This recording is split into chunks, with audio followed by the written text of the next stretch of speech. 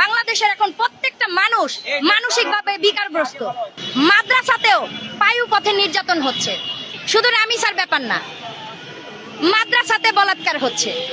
মাদ্রাসার শিশুটা তো মেয়ে সন্তান না, তাহলে আমরা যে শুধু মেয়ে সন্তানের মারাই বাবারাই নিরাপত্তাহীনতায় ভুগছি ব্যাপারটা তা নয়।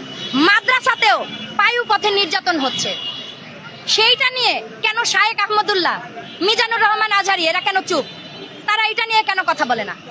কোনো মেয়েই হইলেই আমি অনেক মসজিদের সামনে দিয়ে অনেক সময় আমার ভাগ্য হয়েছে, আমি তো মেয়ে মানুষ, আমি তো মসজিদের খুতবা শুনতে পারি না। তো আমি অনেক সময় জুম্মাবারে অনেক খুতবা এরকম মাইকে হয়তো আমি অনেক মসজিদের সামনে দিয়ে যাওয়ার সময় শুনি এই নারীরা উচ্ছৃঙ্খল পোশাক পরে, এই পরে সেই পরে। এই কারণ হ্যাঁ, নারীরা উচ্ছৃঙ্খল পোশাক পরে। আপনারা 10 বছর আগেও মেরিল প্রথম আলো পুরস্কার কভার করেছেন না?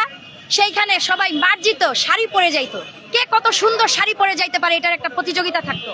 আর এখন মেরিল প্রথম আলোতে কে ভাবে যাইতে পারে সেই প্রতিযোগিতা, কে কত স্যাভেজ দেখাইতে পারে, ক্যাবেজ দেখাইতে পারে, এগুলা নিয়ে তারা আছে। এগুলো আমরা চাই না।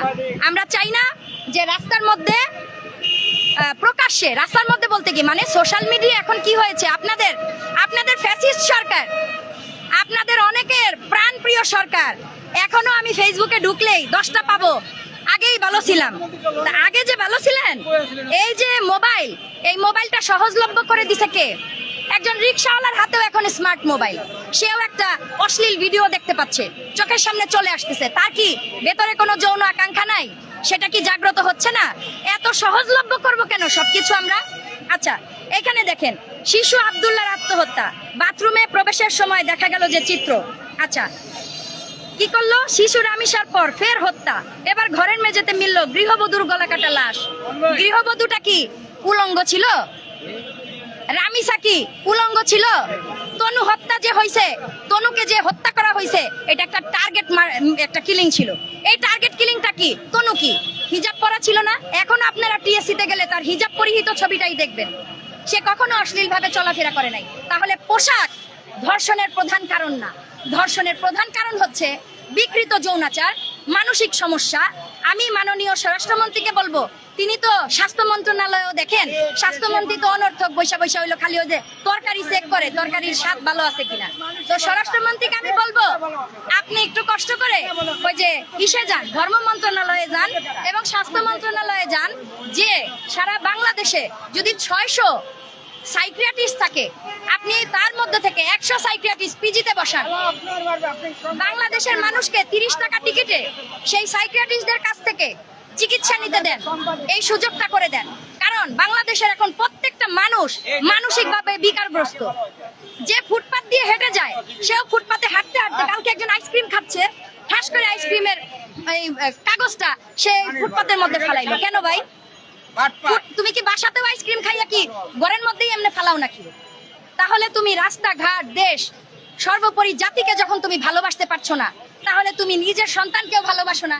কারণ এই যে জাতি তো পরবর্তী তোমার প্রজন্মের কাছে যাবে। আমি অনেকদিন, আমার 38 বছর চলে, আমি হয়তো সর্বোচ্চ 40-45 বছর পর্যন্ত বাঁচবো। এরপরে রাজত্ব করবে কে? আমার সন্তান। তারপরে রাজত্ব করবে কে? তার সন্তান। তাহলে আমাকে পরবর্তী প্রজন্মের জন্য দেশটাকে ভালো রেখে যাইতে হবে। আচ্ছা, আর একটু বলি, এইটা আমার খুবই, আমাকে অনেকে জামাত বলে। আচ্ছা, আমার কিন্তু গায়ে জামাতের ট্যাগ আছে। আরেকদিন আসবো, যখন হচ্ছে সংবিধান নিয়ে কথা হবে, সেই দিন আমার ট্যাগ গুলা গায়ে লাগাই আসবো, যতগুলা ট্যাগ পাইছি এই পর্যন্ত। জামাতের ট্যাগ যে দেন, জামাতের আমির যাকে আপনারা নাম দিচ্ছেন সাদা শকুন, আমি তাকে এত বিকৃত ভাষায় বলবো না, তিনিও মানুষ। হ্যাঁ, তিনি হয়তো 71-এ একটা ভুল করেছেন, এখন কিন্তু 2026-এও এসে অনেকেই অনেক ভুল করছে, তাদের নামটা আমি উল্লেখ করতে চাই না। হয়তো ভবিষ্যতে তারাও কখনো কালো শকুন, শ্যামলা শকুন এগুলা হয়ে যাবে। তো আমি চাই না যে আমার দেশের একটা উচ্চপদস্থ কর্মকর্তা বা আমার দেশের একজন মন্ত্রী এই ধরনের ট্যাগ পাক। আমি চাই তারা কাজের মাধ্যমে বারবার নির্বাচিত হয়ে আসুক, তাদের কাজের মাধ্যমে। তো আমি আজকে কিন্তু প্রশংসাও করছি, আজকে কিন্তু আমি সমালোচনাও করছি, এবং আমি এখন কিছু দাবি করব।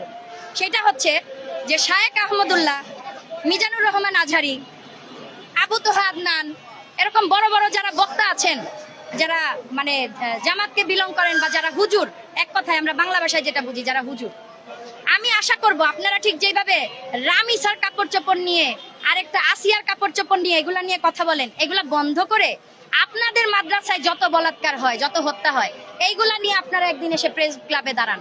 আমি দেখতে চাই, আমি একজন নাগরিক হিসাবে দেখতে চাই যে হ্যাঁ, আপনারা জামাতরা রামিসার জন্য দাঁড়াইছেন এবং আপনাদের একজন মাদ্রাসার শিক্ষার্থী যাকে আত্মহত্যা করতে হয়েছে নির্যাতন সহ্য করতে না পেরে, এটা কিন্তু হত্যা না, এটা হত্যার চেয়েও জঘন্য। আপনি নির্যাতন সহ্য করতেছেন, কাউকে আপনি বলতে পারতেছেন না, আপনার দেয়ালে পিঠ থেকে গেছে, তখনই আপনি আত্মহত্যার পথ বেছে নেন, এবং এটা হত্যার চেয়েও জঘন্য। এটা একটা মানুষকে মানসিকভাবে আস্তে আস্তে আস্তে আস্তে দীর্ঘ সময় ধরে হত্যার শামিল, যেটা আমি ব্যক্তিগতভাবে মনে করি।